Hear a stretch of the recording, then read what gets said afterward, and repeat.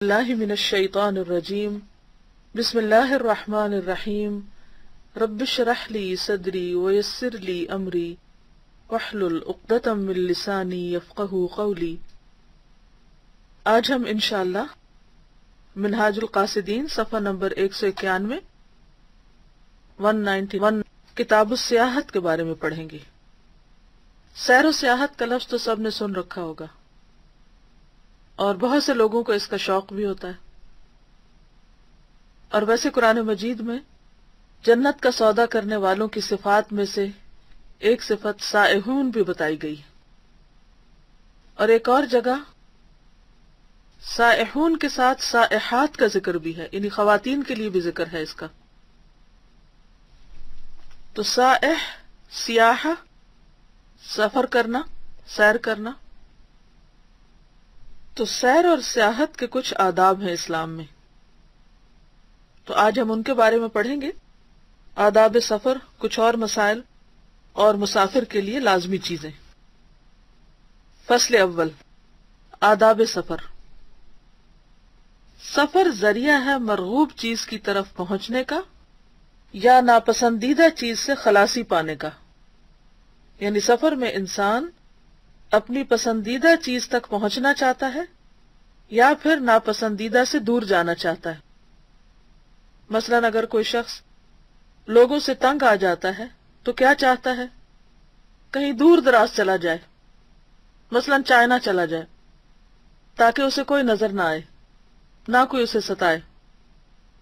اور سفر دو قسم کا ہے، ظاہری وجود کے ساتھ اپنے وطن سے سفر کرنا، یعنی اپنی کنٹری کو چھوڑنا، اور دل کی توجہ سے انتہائی پستی سے آسمانوں کی بادشاہی کی طرف جانا، یعنی ایک ذہنی سفر ہے اور ایک جسمانی سفر۔ جسمانی سفر تو ظاہری وجود کے ساتھ ہوتا ہے، جس میں انسان جس جگہ رہ رہا ہوتا ہے وہاں سے وہ نقل و حرکت کر کے دوسری جگہ چلا جاتا ہے۔ اور ذہنی سفر یا دل کا سفر کیا ہے کہ انسان رہتا تو اسی ماحول میں ہے، اسی شہر میں ہے، اسی گھر میں ہے، اسی علاقے میں ہے، لیکن ذہنی طور پر، قلبی طور پر اس کا دل کہیں اور ہوتا ہے، اور وہ زمین میں کوئی جگہ نہیں تلاش کرتا، وہ پھر آسمانوں کی طرف پرواز کرتا ہے۔ علامہ اقبال نے تو شاہین کے لیے بس پہاڑوں کی چٹانوں تک کے سفر کی بات کی تھی، لیکن انسان کی پرواز اس سے بھی کہیں آگے ہو سکتی، ستاروں سے آگے جہاں اور بھی ہیں۔ تو بات یہ ہے کہ اصل سفر پستی سے بلندی کا سفر ہے، اور اس پر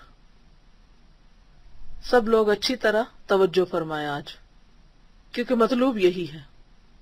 امام ابن الجوزی کا طریقہ یہی ہے کہ وہ ظاہری چیزوں سے ہٹ کر یا ظاہری چیزوں سے آگے جا کر انسان کے اندر جو انسان کی روح ہے اس کی بلندی چاہتے ہیں، اور اس کو بلندی کی طرف لے جانے کے لیے وہ عام مشاہدے میں آنے والی چیزوں کو پس پش ڈال کر یا عام مشاہدے میں نظر آنے والی چیزوں سے آگے سوچنا اور آگے دیکھنا اور تصویر کا دوسرا رخ دکھانا چاہتے ہیں، اور یہی دراصل اس کتاب کا انداز ہے، اور یہی ان کا اصل مقصد ہے کہ انسان اس ظاہری دنیا کی دلچسپیوں میں، زینتوں میں، رونقوں میں کھو کر نہ رہ جائے، بلکہ اس سے آگے کے جہانوں کو بھی نظر میں رکھے۔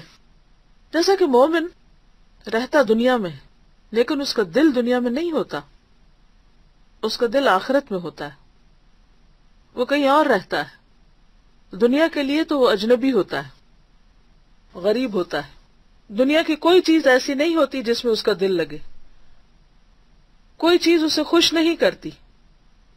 یہ کیفیت اسی وقت ہوتی ہے جب انسان کے اندر اللہ کی محبت آتی ہے، آخرت کی محبت ہوتی ہے، اور انسان کی نظر بلند اور اس کے دل میں وسعت ہوتی ہے۔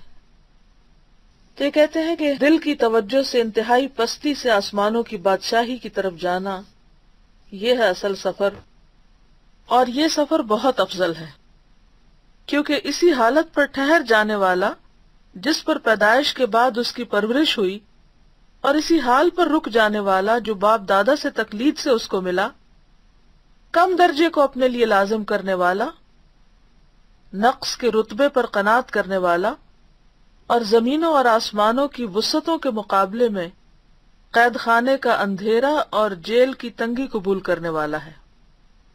یعنی جو شخص صرف زمین سے چمٹ کر رہ جائے، جسے وَلَٰكِنَّهُ أَخْلَدَ إِلَى الْأَرْضِ، تو وہ دراصل کیا ہے؟ کم تر پہ راضی ہونے والا ہے، حقیر چیز پہ راضی ہونے والا ہے، ناقص چیزوں کو قبول کرنے والا ہے، کیونکہ دنیا ہے ہی ناقص۔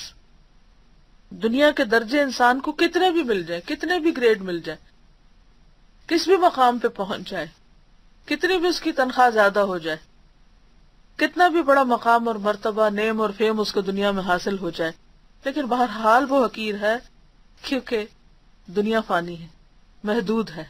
آخرت کے مقابلے میں اس کی کوئی حیثیت ہی نہیں، کوئی حقیقت ہی نہیں۔ لیکن افسوس یہ کہ بڑے بڑے ذہین اور عقل مند لوگوں کا حال یہی ہے کہ وہ کم درجے کو اپنے لیے لازم کر لیتے ہیں، اور آخرت کی وسعتوں اور جنت کی راحتوں کے مقابلے میں دنیا کے قید خانے کے اندھیروں اور جیل کی تنگی کو قبول کر لیتے ہیں۔ میں نے لوگوں کے عیبوں میں کوئی ایسا عیب نہیں دیکھا جو ان لوگوں کے عیب کی طرح ہو جو کامل ہونے کی قدرت رکھنے کے باوجود ناقص رہتے ہیں۔ اس کو تو آپ اچھی طرح ہائی لائٹ کر لیں۔ ہم عام طور پر عیب کس کو سمجھتے ہیں؟ خامی کس کو سمجھتے ہیں؟ کسی کے اندر کوئی برائی کس چیز کو جانتے ہیں؟ مثلا کہتے ہیں اس کو سلیقہ نہیں، اس کو تمیز نہیں، اس میں اخلاق نہیں، اس میں یہ نہیں وہ نہیں، بہت سی چیزیں چنتے رہتے ہیں لوگوں میں کہ اس کو تو کچھ پتہ ہی نہیں، عقل ہی نہیں۔ یعنی ظاہری عیب جو لوگوں کے اندر نظر آتے ہیں، کسی کے لباس میں، کسی کی شکل میں، کسی کی گفتگو میں، کسی کے اور کسی چیز میں۔ لیکن ان عیبوں میں سب سے بڑا عیب کیا ہے ابن الجوزی کی نظر میں نے لوگوں کے عیبوں میں یعنی خرابیوں میں، برائیوں میں کوئی ایسا عیب نہیں دیکھا جو ان لوگوں کے عیب کی طرح ہو جو کامل ہونے کی یعنی بہت کچھ حاصل کرنے کی قدرت رکھنے کے باوجود ناقص رہتے ہیں۔ یعنی وہ جو کچھ اچیو کر سکتے ہیں، جو کچھ وہ بن سکتے ہیں، جو کچھ وہ کر سکتے ہیں، وہ نہیں کرتے۔ یعنی اللہ نے ان کے اندر جتنی صلاحیت رکھی ہوتی ہے، جتنی قدرت اور جتنی طاقت ان کو دی ہوتی ہے، جتنی نعمتیں ان کو دے رکھی ہوتی ہیں، وہ ان سے صحیح معنوں میں فائدہ نہیں اٹھاتے۔ فراغت کی نعمت، جسمانی صحت کی نعمت، ذہنی طاقت کی نعمت، اور ماحول کا موافق ہونا، مواقع کا میسر ہونا، اور اس کے باوجود وہ نہ کرنا جو وہ کر سکتا ہو۔ بدن کا سفر کئی قسم کا ہے، اس کے فائدے بھی ہیں اور اس میں بڑی آفتیں بھی ہیں۔ گویا یہ بھی عزلت اور مخالطت پر غور کرنے کی طرح ہے۔ عزلت کا مطلب ہے تنہائی، اور مخالطت یعنی لوگوں کے ساتھ مل جل کر رہنا، تو اس پہ غور و فکر پچھلے چیپٹرز میں ہو چکا ہے۔ سفر کا محرک یعنی موٹو یا تو بری چیز سے فرار ہوگا، یعنی کوئی تنگ کر رہا ہے یا زندگی کہیں پریشان ہو گئی ہے تو انسان وہاں سے نکلتا ہے، یا پسندیدہ چیز کی طلب یعنی کسی چیز سے محبت اور انسان اس کے حصول کے لیے سفر کرے۔ اور پھر فرار یا تو کسی ایسی چیز سے ہوگا جو دنیاوی امور میں نقصان دہ ہے، جیسا کہ کسی علاقے میں طاعون پھیل جائے، یا فتنے اور جنگ کا خوف، یا وہ علاقہ قحط کی زد میں آ گیا ہو، یا کوئی ایسا معاملہ ہو جو دین میں نقصان دہ ہے، جیسا کہ کوئی آدمی اپنے شہر میں مرتبہ یا مال یا فراخی اسباب کی وجہ سے فتنہ میں پڑ جائے، یا بدعت کے ارتکاب یا کسی غلط منصب کی ذمہ داری ادا کرنے پر مجبور کیا جائے، اور وہ ان فتنوں سے فرار چاہے۔ یعنی انسان یا تو دنیاوی نقصانوں سے بچنے کے لیے سفر کرتا ہے یا پھر دین میں نقصان سے بچنے کے لیے، اور دونوں کی انہوں نے مثالیں دی ہیں۔ دوسری غرض دینی ہوگی، جیسے دین کا علم، اس کے لیے انسان سفر کرے، جسے مسلمانوں کی تاریخ اس سے بھری پڑی ہے۔ اپنی ذات میں غور و فکر، یا زمین میں پھیلی ہوئی آیات الہی میں غور۔ اپنی ذات میں غور و فکر کے لیے سفر کی کیوں ضرورت ہے؟ اس کی وجہ یہ ہوتی ہے کہ بسا اوقات انسان جن لوگوں کے ساتھ رہ رہا ہوتا ہے یا جس ماحول میں رہ رہا ہوتا ہے وہاں بہت لوگ اس کو جاننے لگتے ہیں اور وہ لوگوں کے ہجوم میں رہتا ہے، تو اس کو اپنی ذات کے لیے وقت ہی نہیں ملتا، نہ اپنا محاسبہ کرنے کا، نہ اپنے رب سے بات کرنے کا، نہ ہی تنہائی میں اللہ کے سامنے رونے کا، کیونکہ وہ کچھ بھی کرتا ہے تو لوگ اس میں مداخلت کرتے ہیں، کبھی خود آ کر، کبھی ٹیلی فون کے ذریعے، کبھی کسی اور طریقے سے۔ ایسی صورت میں انسان اگر اس ماحول کو چھوڑ جائے اور کسی ایسی جگہ پر جائے کہ جہاں وہ اپنے لیے وقت پائے تاکہ اپنے عیب اور اپنی خامیوں اور اپنی کوتاہیوں کو بھی دیکھ سکے، تو یہ بھی ایک اچھا موٹو ہو سکتا ہے۔ یا زمین میں پھیلی ہوئی اللہ کی نشانیاں اور آیات وغیرہ۔ صحابہ کے زمانے سے لے کر آج تک جس قابل ذکر عالم نے بھی علم حاصل کیا ہے وہ سفر کر کے ہی حاصل کیا ہے۔ محدثین اس شخص کی روایت کو قبول نہیں کرتے تھے جس نے صرف اپنے شہر سے علم حاصل کیا ہو، کیونکہ سفر جو ہے وہ انسان کے ذہن کو وسعت دیتا ہے، انسان کے تجربے میں اضافہ کرتا ہے، انسان کی سمجھ بوجھ میں اضافہ کرتا ہے۔ حصول علم کی طرح اپنے نفس اور اخلاق عالیہ کا علم بھی بڑی اہم بات، یعنی اپنی ذات کے بارے میں جاننا اور بلند اخلاق ان کے بارے میں جاننا، یعنی مینر سیکھنا۔ اب دیکھیے کہ جب انسان اکیلا ہوتا ہے یا صرف اپنے گھر والوں کے بیچ میں ہوتا ہے تو عموماً کیا ہوتا ہے کہ انسان کیجول ایٹیٹیوڈ اختیار کر لیتا ہے، کھانے پینے کے معاملے میں، سونے کے، لیٹنے کے، چلنے کے، چال ڈال، لباس، ہر چیز، کیونکہ اسے پرواہ نہیں ہوتی۔ لیکن جو ہی وہ لوگوں کے بیچ میں اٹھتا بیٹھتا ہے تو ایک ایک چیز لوگوں کے نوٹس میں آتی، پھر اس کی ذات پہ کریٹیسزم ہوتا ہے کہ تمہیں کھانا نہیں کسی نے سکھایا، تمہیں بیٹھنا نہیں آتا، تمہیں سونا نہیں آتا، تمہیں چلنا نہیں آتا، تمہیں پہننا نہیں آتا۔ تو یہ چیزیں انسان کو کہاں سے سیکھنے کو ملتی ہیں؟ جب انسان ٹریول کرتا ہے، مختلف لوگوں سے ملتا جلتا ہے، ان کے طور طریقے، رکھ رکھاؤ، طرز زندگی کا مشاہدہ کرتا ہے، کیونکہ آخرت کی راہ اخلاق کی تہذیب اور تحسین ہی سے طے ہوتی ہے۔ عام طور پر ہم سمجھتے کہ آخرت کا مسافر میلا کچیلا، بال الجھے ہوئے اور بس جیسے تیسے زندگی بسر کرے، لیکن یہاں یہ کیا لکھتے ہیں کہ آخرت کی راہ اخلاق کی تہذیب، اخلاق کو بہتر بنانا اور اس کی تراش خراش اور تحسین ہی سے طے ہوتی ہے، یعنی اس کو خوبصورت بنانے سے طے ہوتی ہے۔ جتنے اچھے اخلاق ہوں گے قیامت کے دن میزان میں اتنے ہی بھاری ہوں گے۔ سفر کو سفر اس لیے کہتے ہیں کہ یہ انسان کے اچھے برے اوصاف کو ظاہر کر دیتا ہے، انسان پھر کسی سے چھپ کے نہیں رہ سکتا۔ گھر میں تو انسان محدود لوگوں کے سامنے ہوتا ہے، وہ اگر اسے کچھ بتاتے بھی ہیں تو انسان سنی انسنی کر دیتا ہے، توجہ ہی نہیں کرتا، ان انسان کے عیب و ہنر جو ہیں وہ چھپے رہتے ہیں۔ لیکن جب انسان گھر سے باہر نکلتا ہے، سفر کرتا ہے، تو پھر اس کی اچھائیاں برائیاں سب کھل کے سامنے آ جاتی، کیونکہ انسان زیادہ دیر پر پریٹینڈ نہیں کر سکتا، اپنے اوپر کو خول نہیں چڑھا سکتا۔ جب آپ تھوڑی دیر کے لیے کسی کے پاس جاتے ہیں تو آپ کچھ بھی بن کے دکھا سکتے ہیں اس کو، لیکن زیادہ دیر کے لیے آپ وہ بنے ہوئے نہیں رہ سکتے۔ وطن میں طبیعت کی کمزوریاں ظاہر نہیں ہوتی، کیونکہ ارد گرد کی کوئی چیز بھی نامانوس نہیں ہوتی، ہر چیز کا پتہ ہوتا ہے انسان کو۔ پھر جب سفر کی صعوبتیں برداشت کرتا ہے اور پسند کی چیزیں اسے نہیں ملتی، نہ کھانا، نہ پینا، نہ پہننا، نہ اوڑھنا، غریب الوطنی کی مشقت میں پڑتا ہے، نہیں ہر چیز اس کے لیے اجنبی ہوتی ہے، نئی ہوتی ہے، تو اس کی کمزوریاں کھل جاتی، پھر اس کو پتہ چلتا ہے میں کہاں کھڑا ہوں۔ کہتا ہے نا اپنی گلی میں تو کتا بھی شیر ہے۔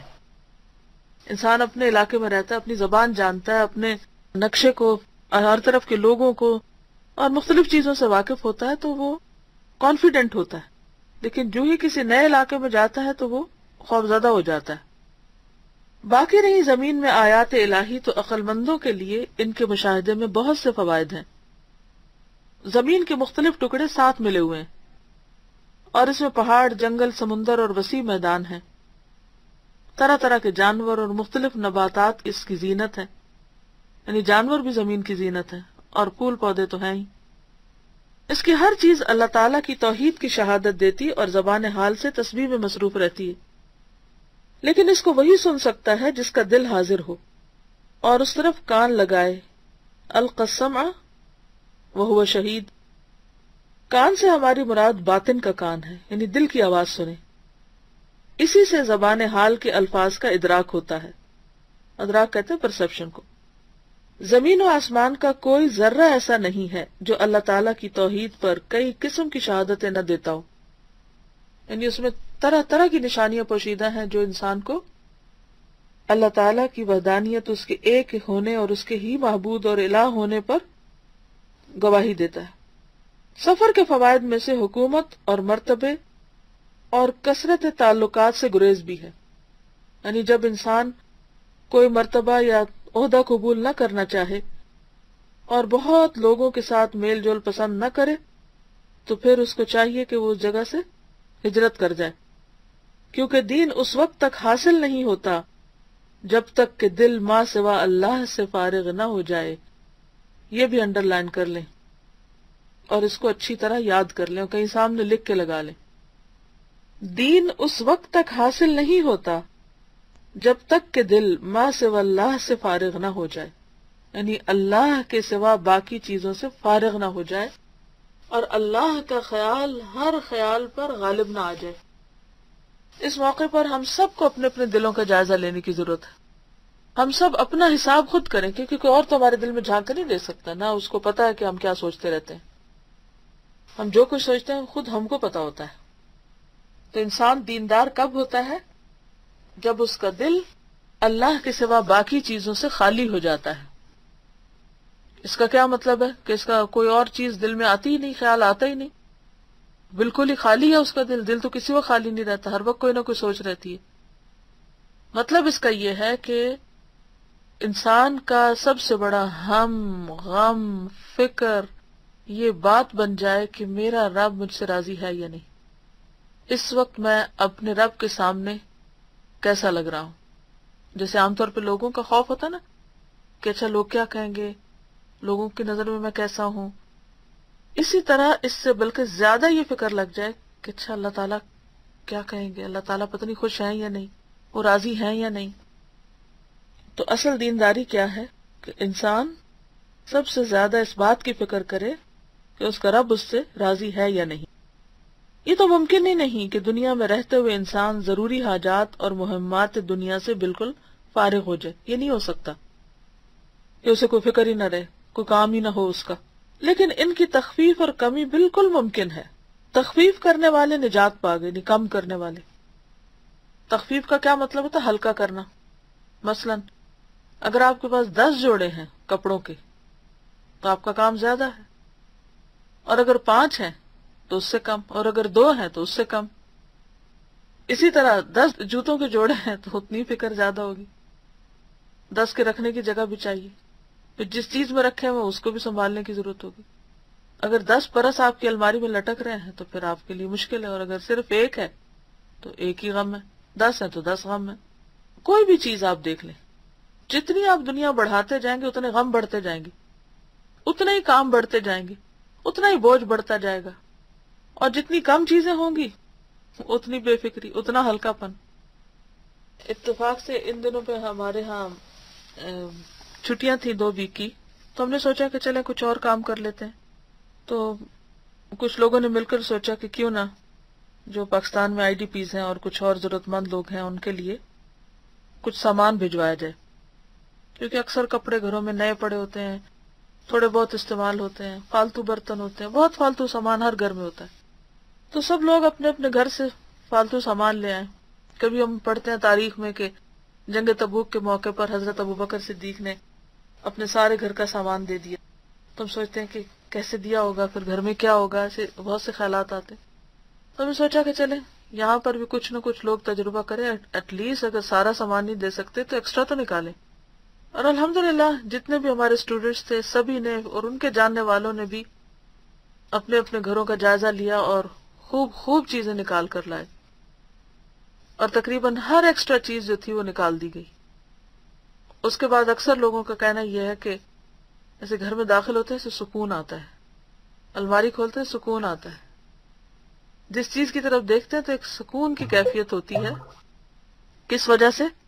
کہ ہر چیز صاف ستھری اور ہلکی نظر آتی ہے. تو یہ جو تخفیف ہے، ہلکا پن یعنی ہلکے رہنا دنیا میں، یہ انسان کی نجات کا ذریعہ ہے، کیونکہ انسان جب دنیا کے غموں سے نجات پائے گا تو ہی آخرت کا غم لگائے گا۔ اور بوجھل ہلاک ہوئے، اور تخفیف کرنے والا وہ ہے جس نے امور دنیا ہی کو زندگی کا سب سے بڑا مقصد نہ بنایا ہو۔ جس نے دنیا کو سب سے بڑا مقصد بنایا ہو وہ پھر ہلکا نہیں رہ سکتا۔ وآخر دعوانا ان الحمد للہ رب العالمین۔